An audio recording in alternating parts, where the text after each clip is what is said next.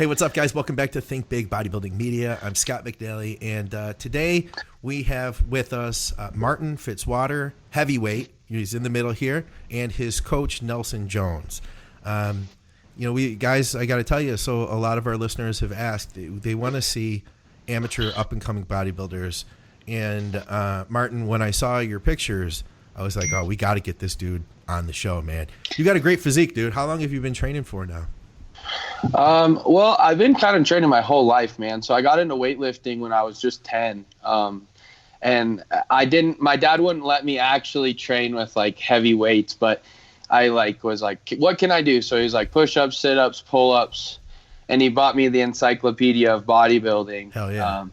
And he was like, if you want to lift weights, you can learn from this book. And when you've read through it, and it's like this thick. So I'm like, oh my God, no way. Yeah. But I went through and I kind of skipped over the competition stuff, and I did a little bit of the diet stuff, but I went through the training stuff and I highlighted what I thought was important, and I took it to him and I was like, okay, I'm ready to train. And I was probably like 11, maybe 12 at the time. So you loved it even back then, man, since you were a little kid then.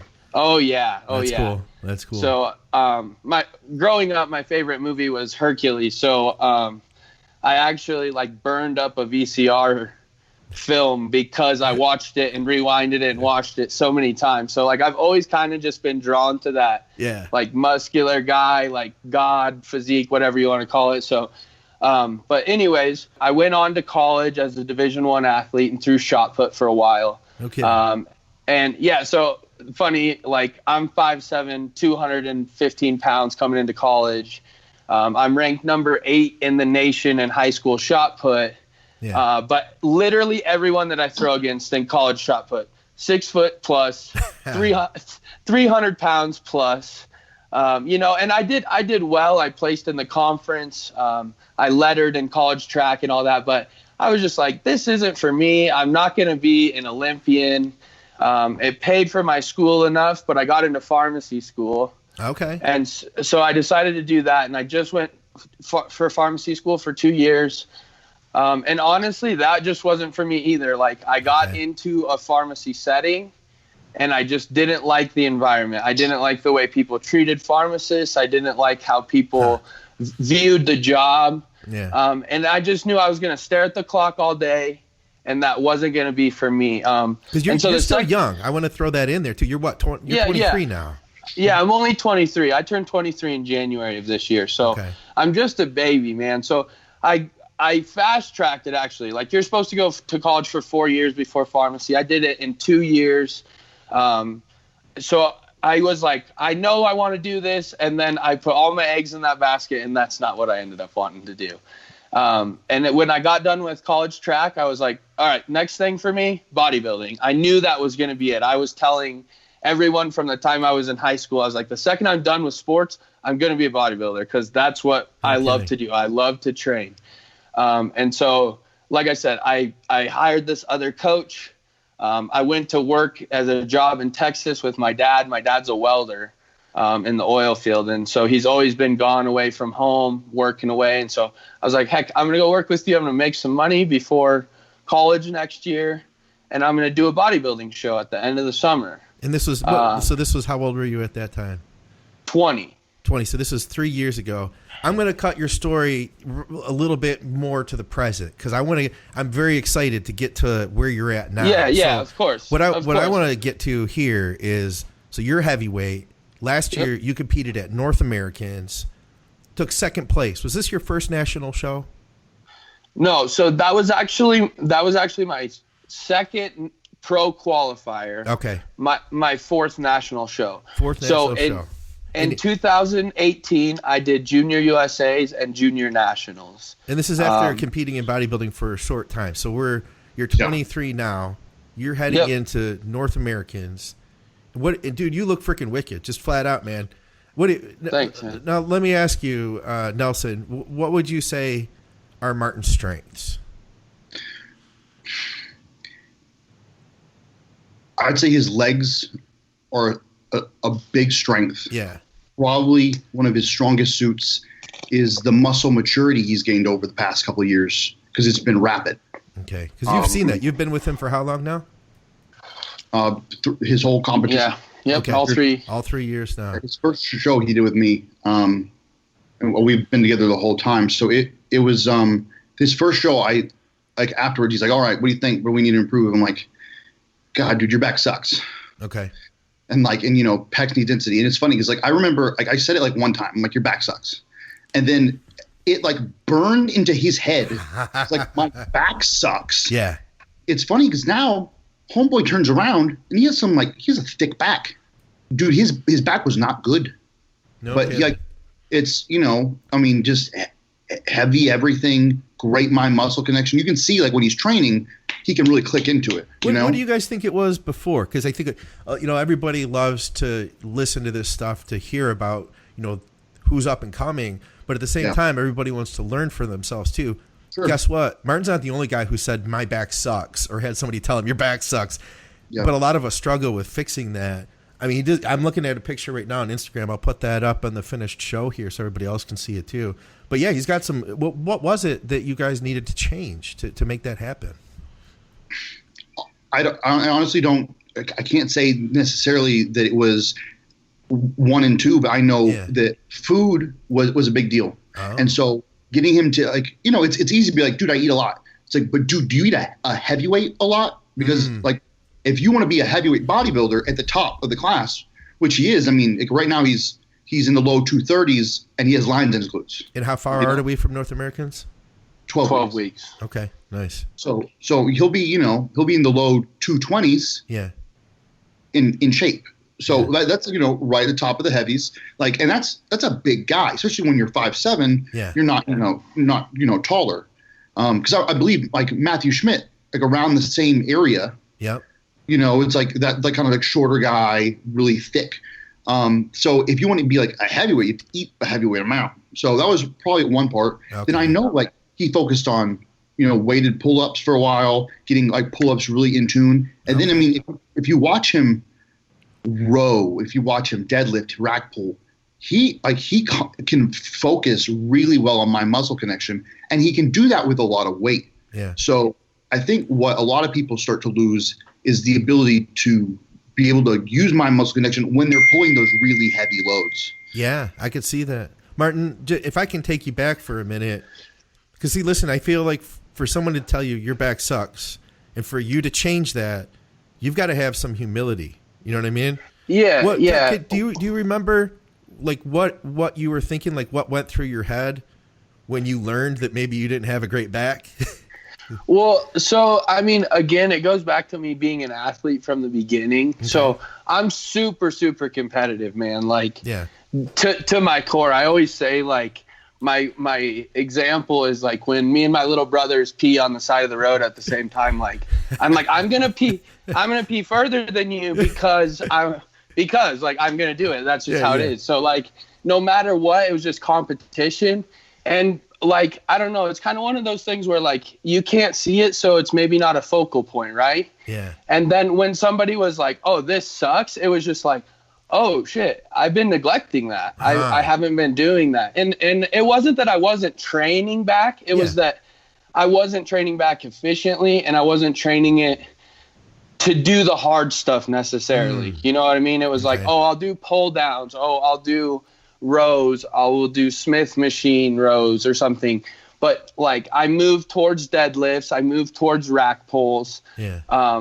But in doing so, both of those things, I had to really learn how to use my lats, because it wasn't necessarily that my back sucked entirely, but my upper back was so dominant that it didn't even look like I had a back below that. Okay. Yeah. And so I really needed to learn how to use my lats and movements versus, throwing back and using Terry's, using rhomboids, I have massive rear delts, so they always wanted to take over. Yeah. Let me say this. For a lot of people, it's really easy to get a selfie picture in the mirror and be like, "Oh, dude, I have a good back," but your back double bicep is so revealing. Yeah. And it's as soon as you pull your arms up, the actual lats will just disappear on people because it's oh, I don't have a back. I have Terry's, Right. This sick Terry's from these, good stretches on getting pull downs and everything. But the thick lats that actually connect it disappear. I think, and that's really what makes up the back when you're looking at shots in bodybuilding, you know? Yeah. Right. Yeah, I'm looking at the pictures from that you guys that you had sent me over, Martin. I asked for some pictures from North Americans. Do you feel like that back is where you lost the show? No. Honestly, my feedback from the judges was that my chest and arms really faded, especially. I started to flatten out. Okay. So what happened was we ended up being backstage longer than I wanted to be. Okay. And so I posed a little too hard. Yeah. And when we got into the pose down and they started running us through rounds, like the third time through, I just started to deflate. So I lost a little bit of that like hardness look.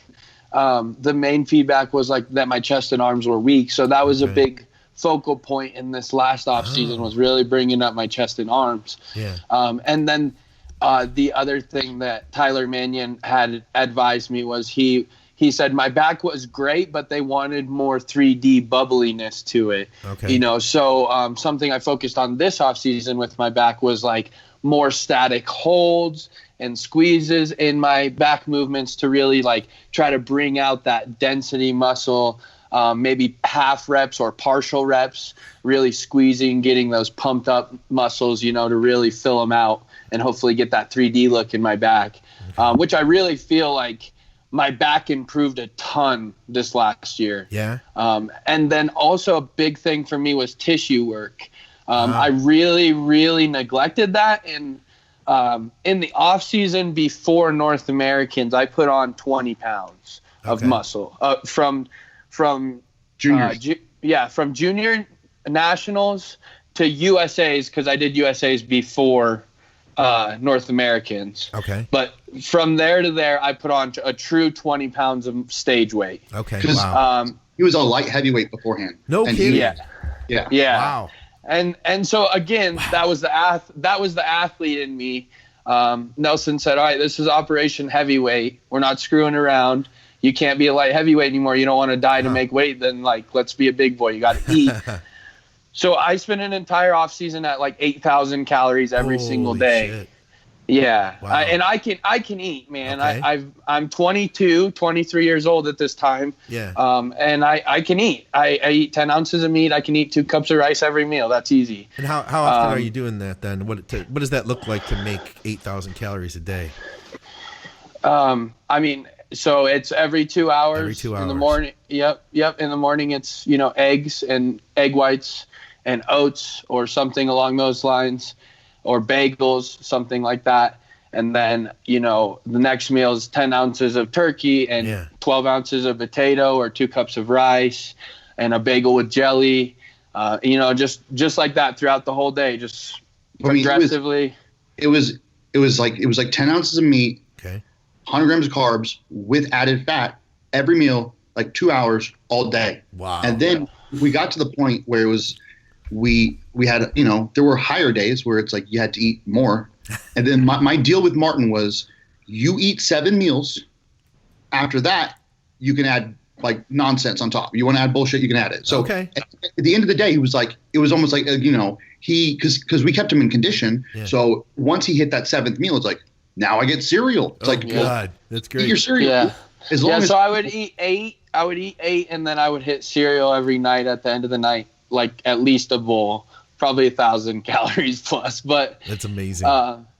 Yeah, I mean, again, I'm super young, and then I also work construction. So again, super high energy expenditure. Yeah. I'm constantly moving, constantly lifting things. Yeah. So I work my ass off and then go to the gym. You know, so we gotta feed me. Yeah.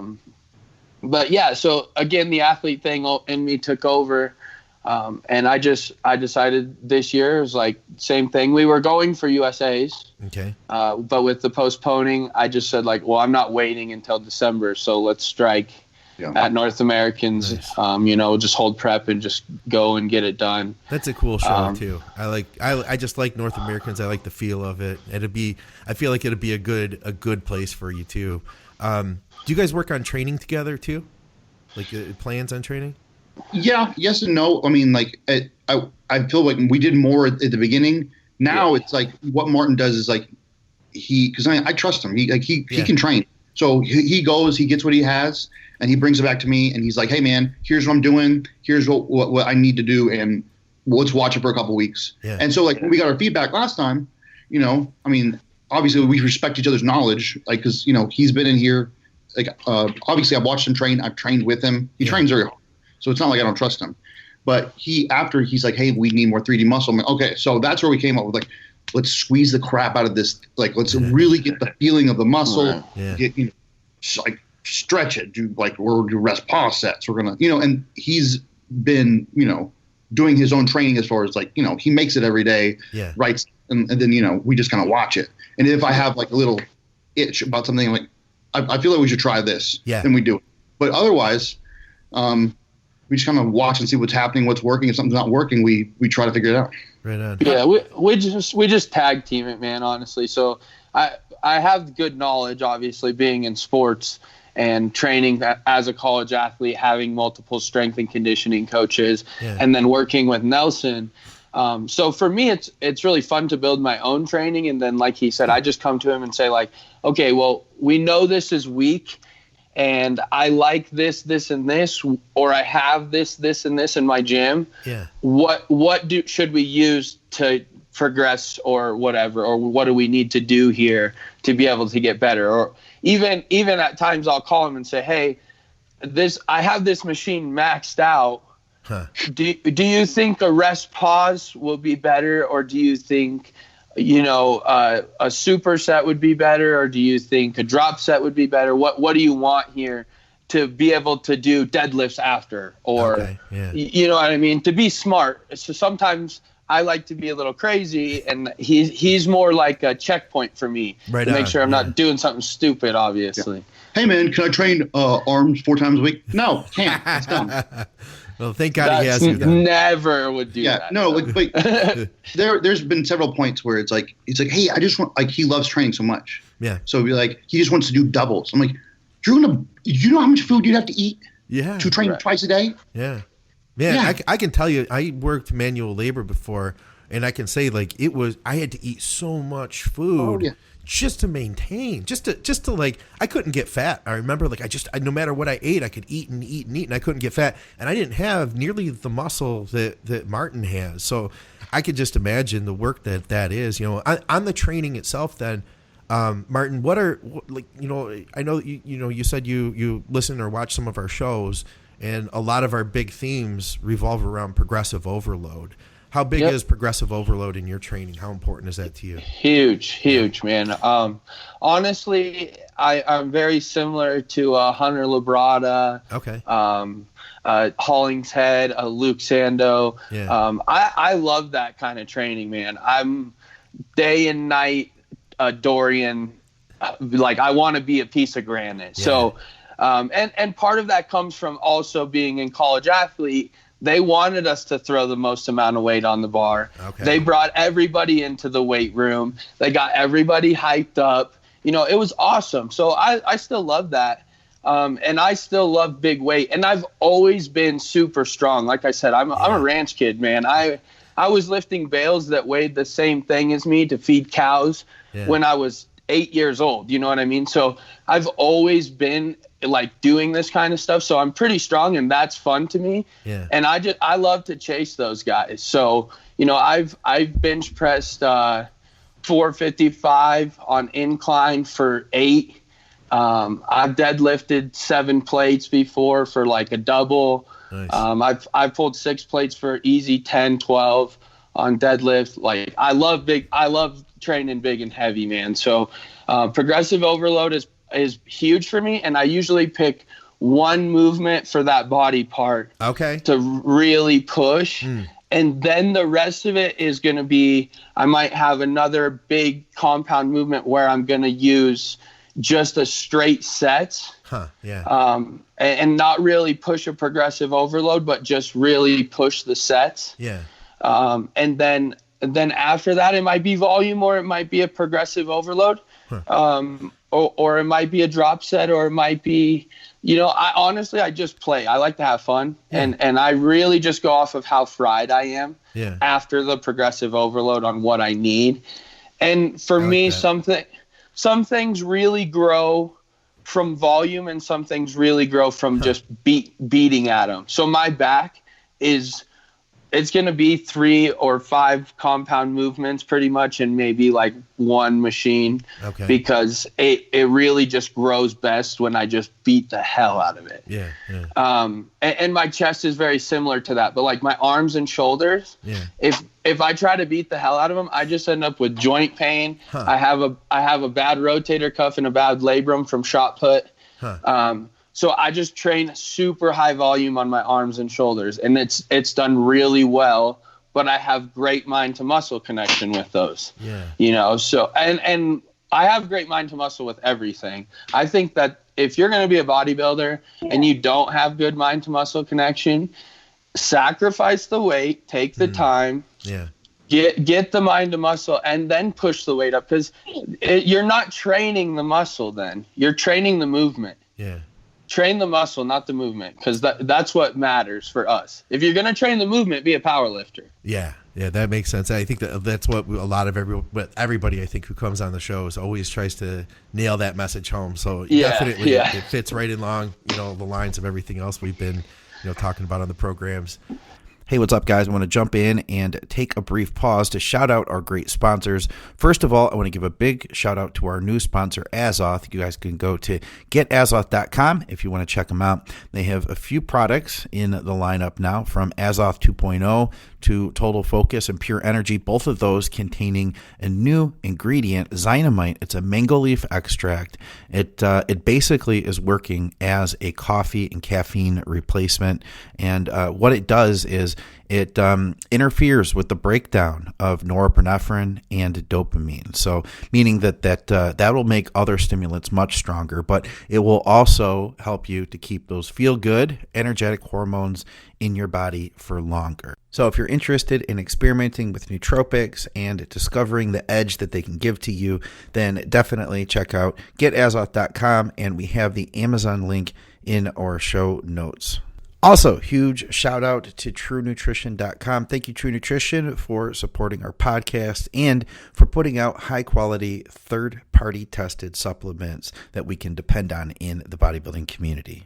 One of the things that I really believe about in True Nutrition is their pricing. Like I mentioned before, if you pay for 5 pounds of protein, first of all, it's just about wholesale prices. And then on top of that, you get 5 actual pounds of protein before they mix the flavoring in. That's something that you're not going to get if you go to a retail store. You'll get a tub, it has 5 pounds in it, and boom, that's it. This will be 5 pounds of protein plus the flavoring, comes out to about 6 pounds. So guys, definitely, they're a company that I have been involved with, a company that I have used, a company that I've suggested to my clients for a long time. They have tons of flavors, tons of different products. Check them out. TrueNutrition.com, and use our code ADVICES. One thing I really wanted to make sure we tackled here is the fact that not only are you guys coach and athlete, you're also like best buddies. You guys get together. Last two, tell me about this. So you drive out or you fly out to Nelson's for the last 2 weeks of your prep. And you guys do what I call the Kai Green Oscar Arden, where you basically live with them. And you just are doing bodybuilding for that last 2 weeks right into the show. That's badass, man. That's really cool. It's a little different because I feel like we have a little more fun than us. It's funny that video was when it was coming out on bodybuilding.com. Mike Pulsinello was releasing it in segments. When that came out, that was like when I had like really started wanting to be a bodybuilder. Okay. And I freaking just sucked that up. I loved that so much. But yeah, that the first time it was for Junior USA's. Came out two weeks, and it was like, one of those things like keep me accountable on the diet, like make sure I'm posing, blah, blah, blah. I'm like, yeah, come on, let's do it. And it's funny because Junior Nationals rolled around, and like he had decided he wanted to do that like a week after Junior USA. It's like, let's just do Junior Nationals. Sure, it's right there. So I'm like, all right, come back out. Let's just do it again. And then when we did USA's, he flew me out to his place, and I'm like, and I was there for freaking 2 weeks. Yeah. And it was kind of funny because I I had just started really eating a lot then. So it was more like Martin keeping me on my diet. He's like, hey, don't eat this. And it's like, I have no appetite. Okay. And so it was the opposite. And it was hilarious because he's over here inhaling his food. He's like, hurry up, eat, go. And it's like, and it takes me taking 45 minutes. And I'm like, dude, I'm tired of watching you eat. I'm hungry. Come on, let's go. But yeah, so this time it will be, you know, him probably driving out here, you know, with his Yeti container, like cooler full of food. And I bet. I don't know. Usually it's like, I guess, wake up in the morning, look at him, pose. We both do our cardio, eat. I have a 3.5-year-old, so I'll take her to preschool. Okay. And then, well, when she was 2 when Martin came last time, so like, she was just hung out with her all day. We were just, you know, playing. But I don't know. Last time me and Martin were just like walking around Walmart and hanging out and you know, watching bodybuilding DVDs and just, you know, you see this guy, you see this dude Sulios posted up, you see bodybuilding by Borders, you know, Borders posted this, you know, just bodybuilding stuff. And, you know, we got to train together every day, which was super fun. But I don't know. It was one of those cool things where you get to kind of, you know, how, because you coach people. It's like, it's one thing to get pictures. Yeah. And even into the show, it's like whether you're getting them twice a day or getting every other day, it's not the same thing as just having them right here. Sure. Yeah. You can just, you can see the changes moment to moment, you know? Yeah, exactly. It's like, I get to, like, he ate a bagel. And freaking his digestive system was ruined for 3 days. Really? Yeah. Like, all right, that ain't gonna work. Yeah. And it's like you could watch the water being added on him. You know? Yeah. It was one of those things. It's like, wow, that really had a big impact. So I don't know, but it's also just fun when it's your buddies, and I don't know. Martin is one of those guys who I could talk bodybuilding with for hours. Yeah. You know, it's like whether it's. I mean, it's cool that you're doing this, like showing, like, you know, amateurs coming up, because back in the day, that's what muscular development was. Yes. They showed, like, I love that stuff. Yeah, I remember when Jason Hull was getting ready for the USAs, and they you know, threw him. It was 2010, I think. Yeah. It's like Jason Hull's training hams. Yeah. And you know, it's like all right, I'm weighing in at the gym, so everyone knows I don't have like fake plates on and stuff. Yeah. You know, it was all those cool videos where you get to watch these guys getting ready for these national level shows. And since we don't really have that anymore, it's one of those things where it's cool to be a part of it. It's like, okay, I have my people who are getting ready. I want to be a part of that going into those because it's just fun. Yeah. I'm right there with you, man. I am. Tell me, because you know what, too, I was looking at your pictures. You're obviously you do a great job coaching, but not only are you a coach, you're a bodybuilder as well. What's more exciting for you to do well at a show, or to see this guy win this thing? Martin already knows. It's way more exciting to have a client win. It's cool, man. And like, I'm not a good bodybuilder. And I don't have potential. So it's one of those things. I love bodybuilding. Yeah. And I'm like a diehard, like disciplined, intense person when it comes to bodybuilding. Yeah. But there's just, I could go win my class or whatever and walk off stage and be like, check-ins. I'm way more excited about the check-ins I got than, you know, doing on stage. It's so cool to watch, especially with Martin, because it's like I had him from, you know, the beginning. Yeah. Yeah, that's like, the coolest thing, man. We've been together from like literally day one. And so he's watched me go from this kid that got second at a local show and was like, all right, we're going to make me the best bodybuilder in the world, to now like, we're coming for a pro card this year, you know? Yeah. So it's like, and man, it's like you watch like last year, second at North Americans, it was one of those where it's like, I was up, we were doing the cardio. Oh, like, I was up for the cardio, man. I was up late when he was practicing posing. It's like, I've been here the whole ride. So it was like, man, it's like you lose, I lose. It's one of those things where you're right in the prep. It's weird because it's almost like you're more a part of that than you are of your own kind of stuff. Yeah. I don't know. I guess because it's like mine I do for fun because I know it's not going anywhere. It's like Martin's going somewhere. Yeah. You know, he's legit. That's cool, man. Yeah, there is something special about coaching that relationship of being able to, you know, somebody had said to me once, a great coach, he said to me, he's like, you know, I don't like get people in shape. I give people experiences.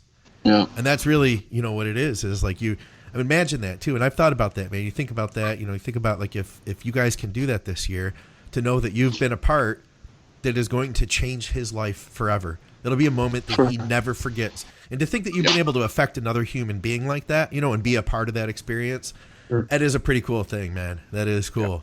Yeah. Oh, dude, he's already done that. He's already completely changed my life, man. This is like, I don't know, like bodybuilding was important to me at first, man. But now it's like literally everything that I am. Like I will be one of the best bodybuilders in the world. I promise. Like I love this shit. This is what I love more than anything. And like he'll be right there beside me when we do it. Well, listen, to me it sounds like, so you're definitely a natural athlete. Unlike Nelson and myself, you're a guy who can eat a lot of food. I'm with you, by the way, Nelson. My appetite has always sucked, and in order to gain 5 pounds, I've had to just suffer with eating. Unlike this guy, so it sounds like a lot of this does come naturally for you. But that said, that doesn't necessarily mean that this is easy. I don't want to give the impression that any of this is easy. No. So the next question I have for you is, what are the hardest parts of bodybuilding for you personally? Like where's your real struggles at with this? Yeah. So early on, for sure, it was discipline, man. Especially with eating, because I was always an athlete that was in sports where it was about being as big and strong and having as much energy as you can have, a shot put. I was a football player. I was a wrestler. So I knew what cutting weight was about, but cutting weight for wrestling is totally different, right? You just starve the hell out of yourself, and then you gorge it. Yeah, and then you gorge yourself, and if you're watery, nobody gives a shit about that, right? So I never really was very good at suffering in the diet, and now it's that doesn't bother me at all. Nelson's like completely changed my mindset on that. I'm not food driven as a human being anymore. I'm way more goal driven. Yeah. I've tasted that gold medal and I got it taken away. You know what I mean? So like that, the food and stuff doesn't matter to me. The things I struggle with probably is not being selfish to my family and stuff like that. Cause when I get in my mode, and I start to get to a point where it's like, no, I don't want to go do that with them. And no, I don't want to go to the birthday party. And so I'm really trying to be better about those things and and go, because that's not fair to them, even though I'm tired or whatever. Yeah. So that's probably like one of my biggest downfalls. And the other thing is that I don't know when to slow down. And so that's one thing that Nelson has been really great for me with, especially with like training and stuff, because he will tell me like, okay, 5 plate RDLs is too much now. Like you're 4 weeks out. Stop being stupid. Right. Okay. He had 5 plates on incline, and literally he posted this and he's like, next week I'll have more. I'm like, I swear to God, I'm going to kill you. If you try to do more than that next week. Yeah. It's like, this is how people tear their pecs off, Martin. It's like, we're not doing that right now. Yeah. Right. He's lucky to have that then, because that's something I think everything you're saying, like these are things that I think we all have to contend with, to some level or another. And I mean, how can you be your best if you aren't striving to find out what your limits are, I guess. Right. Yeah. Right. And that's the fun thing, but also the thing that I need Nelson for is because, I train with people like Brett Wilkin on a regular basis. Okay. Yeah. And so, Brett is my best friend. I'm moving to Denver. You're kidding. To literally be Brett's training partner, because like we've been so close over the past year that I'm tired of driving to Denver every weekend. So I might as well just move there. Listen, and that guy is strong as fuck. That dude is wicked strong. Yeah, he's an animal, man. So we're gonna have a leg day video out on YouTube soon, but nice. And it'll kind of show the camaraderie that we have. But it's literally like, oh, how many reps did you get, pussy? Okay, well, I'm gonna get one more, And so like this leg day, Brett's like he's dieting for guest posing, but he's not he's not like super lean, and I have striations in my glutes. So, I had to text Nelson and be like, dude, I got my ass whipped on like the hack squat. Like that doesn't happen to me. What the hell? And he's like, dude, like you got to remember, like you're 6 weeks ahead of schedule compared to last year. Like just, keep that in mind, which it just eases my head. Cause like, I'm like, oh fuck, I'm losing strength. Oh no. Yeah. But it's not like that. So it's just because I'm lean and I don't have the cushion in my joints or this or that, Yeah. But it's hard sometimes. And so it's really nice to have somebody there that's like, hey, dummy, it's okay. Chill. Yeah. Yeah. Yeah. I think as a matter of fact, that's how I first saw you was one of Brett's posts. You had just been out there at Armbrust. So what do you think about training out there? Everybody I know who trains at that gym, everybody has a story about the energy at that place, especially on a leg day. What is it? Sundays? Is it Sunday? Is that leg day out there? Yeah. Sunday fun day. I mean, I'm moving there, man. That says it all. Like I'm literally moving there for Armbrust, for Brett, for Dylan. Like those guys. They love bodybuilding. Yeah. I get to see Phil on a regular basis in there. And Brett and Phil are really close. So I've got to actually sit down and have conversations with the best bodybuilder in the world. That's crazy, isn't it? So cool. Yeah. It's the coolest thing in the world, man. But not only that, like, because Brett and I are best friends and Brett's kind of like one of the top dogs there, it's even more fun because when we come in, everybody's trying to chase us, and I'm just as strong as Brett, or right there with him, No so kidding. Yeah, and in some of the movements, like I'm a little bit stronger on back movements, he's a little bit stronger on chest movements, legs we go back and forth. So like it's really, really fun, man, and it really brings that like almost football locker room atmosphere to the bodybuilding or like 70s and 80s bodybuilders when they actually train together and beat the shit out of each other. Like that's what we do, man. Brett knows that I'm in prep for the biggest moment of my life right now. Yeah. And so like this last leg day, it was like everything's to failure. I'll dig you out of the bottom. I'll make sure this machine doesn't squish you because I know that that's what you want from me. Yeah. And like when I get really tired at the end, he'll still be there going, no, like you're going to put a 25 on and you're going to do another set. Like that's the kind of gym that's there. And everyone's like that, man. Like I'll go pose and I'll have, last year I got to have Branch Warren, Dylan Armbrust, Brett Wilkin, Johnny Jackson. They're all sitting in this room. The owner of Gasp, they're all sitting in there watching me pose. And like Branch Warren, I do a quad stomp and Branch Warren goes, ooh. Like if you get that response out of Branch. That's the kind of gym that Armbrust is like on a regular weekly basis. You're going to see somebody that you have been watching your whole life and you think is one of the baddest dudes alive. It might be Phil, it might be Branch, it could be Brett, and you're like, oh, look at this new up and comer. Hopefully it's me soon, but it's that place always has somebody that's doing something big. That's so and cool. I don't know if it's the environment, I don't know if it's the people, but there's something about that place that really brings something great. Enough that you're ready to just pick up and move there. That's so cool, man. Absolutely. Are you moving there after the show, or what's the game plan? No, actually, hopefully moving by the end of this month or right in there. Wow. Yeah. Okay. And then I'll finish my prep down there at Armbrust. Okay. Brett will pose me every day and make sure that we're like 100%. And wow. Yeah. So like the plan is to be there and finish my prep there. I think that that's the best opportunity for me to really make sure that like no hiccups, Absolutely. Yep. Well, listen, I have two requests from you guys.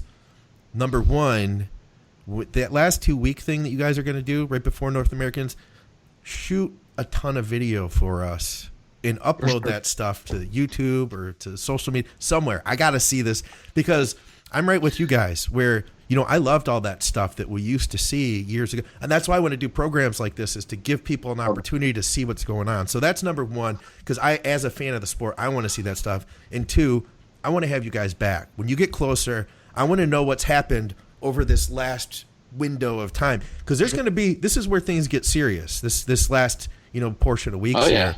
And you never know exactly how things are going to go. But, you have an idea, and then you just have to watch it unfold. And I'll be curious to hear, how things went with you guys. What went as expected? What did you have to change? Stuff like that. It'd be cool to hear that. Now, I think it was Nationals, you had Nate Spear on.